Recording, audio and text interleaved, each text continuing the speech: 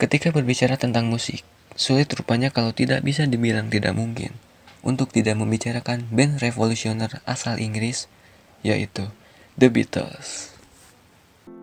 Hey Jude. Band ini menginspirasi banyak musisi di dunia, tak terkecuali di Indonesia. Contohnya saja, Kus Plus bersaudara, grup musik yang dibentuk keluarga Kuswoyo pada tahun 1960. Mereka memainkan lagu-lagu populer barat yang saat itu didominasi oleh The Beatles.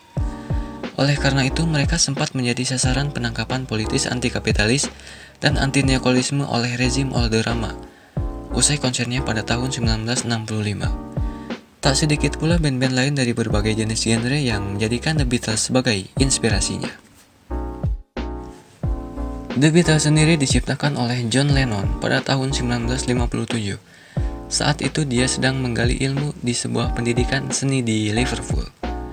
Sebelum The Beatles, John Lennon memberi nama band ini dengan nama The Quarrymen, dengan beranggotakan Pete Peace sebagai drummer, Stuart sebagai bass, dan John Lennon sebagai vokalis. Pada 6 Juli 1957, The Quarrymen tampil di sebuah gereja.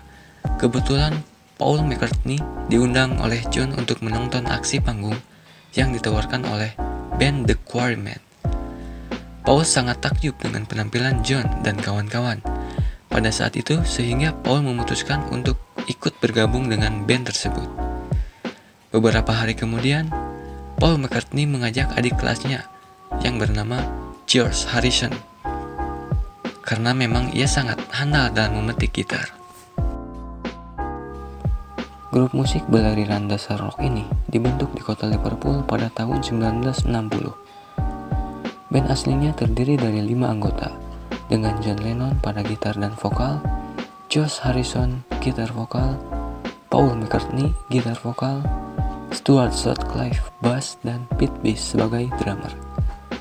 Namun 2 tahun kemudian, Stuart Sutcliffe dan Pete Peace hengkang. Kemudian posisi drummer pun digantikan oleh Ringo Starr. Lalu, Paul berganti posisi bermain bass. Setelah itu posisi mereka mulai solid, sampai band ini dikenal dengan julukan Fab Four. Oh yeah, tell you something. I think you love. Tunggal pertamanya, Love Me Do, direkam atas arahan George Martin di Stadion Abbey Road, Amy, London. Tunggal itu dirilis pada Oktober 1962 dan berhasil menduduki posisi ke-17 dari 20 besar tanggal lagu di Inggris. Setelah selesai merekam tunggal keduanya berjudul Please Please Me pada bulan November, mereka mulai muncul di televisi pertama kali dalam program People and Place.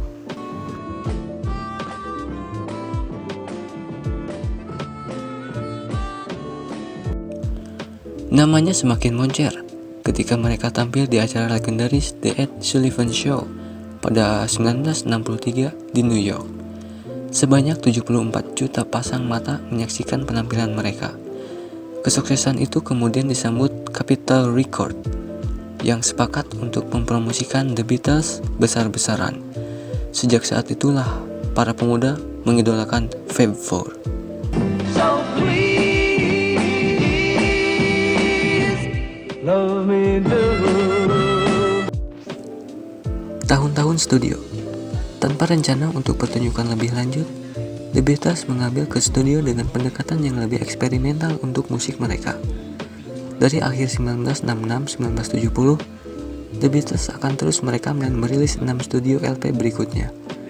Dimulai dengan Paper Lonely Hearts Club Band. Setelah kematian Brian Epstein, retakan dan kesulitan kelompok mulai menunjukkan dan sesi rekaman menjadi sulit, dengan anggota yang sesekali berhenti dan kembali.